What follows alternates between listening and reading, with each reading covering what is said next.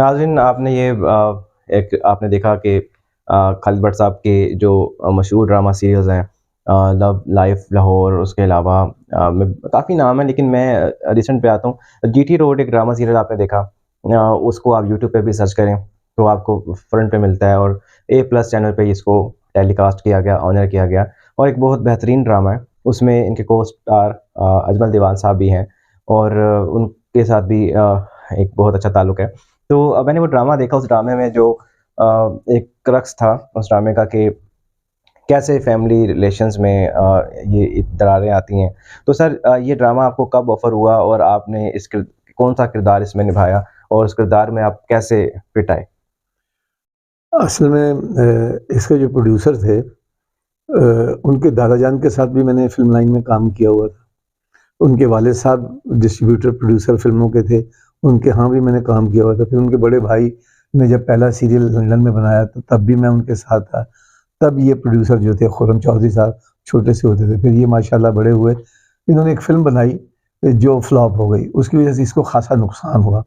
तो ए प्लस के जो मालिक थे, अल्लाह गनी की रहमत करे, चौधरी जब्बार साहब, उन्होंने कहा कि हम तुम्हें कंपनसेशन देते हैं, तुम सीरियल शुरू करो।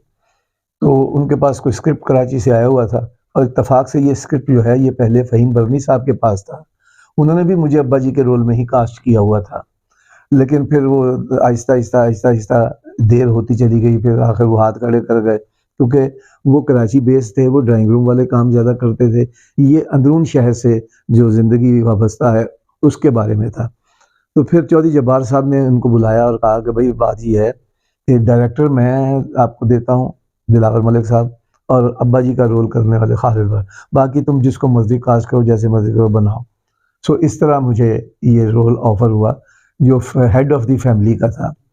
अब मैंने चूँकि अपने घरों में भी ये सब कुछ देखा हुआ है और ख़ुद मैं उस वक़्त भी तकरीबन कोई 72-73 साल का था। 3 साल पहले की बात है, अब तो मैं 76 साल का हो गया हूँ। तो मेरा अपना एक्सपीरियंस भी था। जो राइटर थे वो मेरे पास असिस्ट करते रहे हैं फ़िल्म लाइन में जब मैं फ़िल्म डायरेक्टर था, इसलिए वो भी मुझे बेटों की तरह अज़ीज़ था। डायरेक्टर जो है वो भी मेरे साथ कम से कम 16 साल मुझसे जूनियर थे। तो हम एक टीम बनकर सोचते थे इसके बारे में। मैं जहाँ जिन जिन पोर्शंस में नहीं हूँ त उसके बारे में भी सोचता था कि भई ये सारे के सारे जो बच्चे जो हैं, ये सचमुच मेरी औलाद हैं और मैंने बाप की तरह इनको शेल्टर देनी है, लेके चलना है जैसे मुर्गी अपने परों में दबाती है, बच्चों को चील से बचाती है। सो अंदरून शहर का हम अमृतसर से ताल्लुक़ है, फिर उसके बाद हमने लाहौर में बहुत ज़िंदगी गुज़ारी। तो ये हमने मिल-जुल के और उसको ये मेरे नज़दीक ये था कि ये सबसे बड़ा बेटा जो है, ये घर की एकता का निशान होता है। जब वो अपनी बीवी के कहने पे, अपने हालात के कहने पे, अपने बच्चों के स्कूलों के हिसाब से या अपनी ज़िंदगी को तरक्की पाते देख के उस घर को छोड़ के अलग होता है, तो उससे फिर पहली ईंट उखड़ती है ख़ानदान की और उसकी देखा-देखी दूसरा कहता है मैं भी अपनी बीवी को लेके अलग होऊँगा क्योंकि वो भाईजान नहीं हुए, तो फिर वो घर का शिराज़ा बिखरना शुरू हो जाता है। सो सब कुछ इसमें था। अब इसकी कहानी भी तकरीबन उस सब्जेक्ट से मिलती थी जिस पे बागबान भी बनी, जिस पे घराना भी बनी, जिस पे दो रास्ते भी बनी।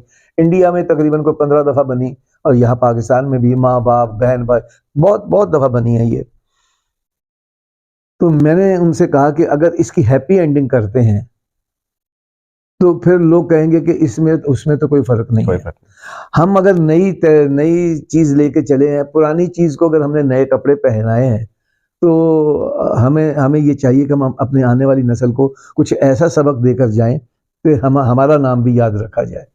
सो मेरा वोट ये था कि अल्लाह ताला भी कहता है कि अपने माँ-बाप की इज़्ज़त करो, उनका दिल ना दुखाओ, उनका दिल ना तोड़ो, वरना आपकी बख्शिश में बहुत तकलीफ़ होगी।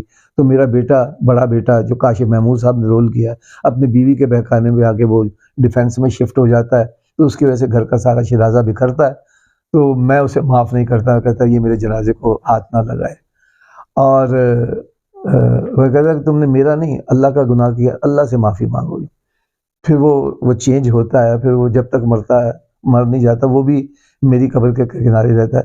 तो हमने ये पैगाम दिया कि आपने एक घर का बेड़ा गर्क कर दिया, बम मार के उसे उड़ा दिया और बाद में कहा जी सॉरी गलती हो गई। This is not the way.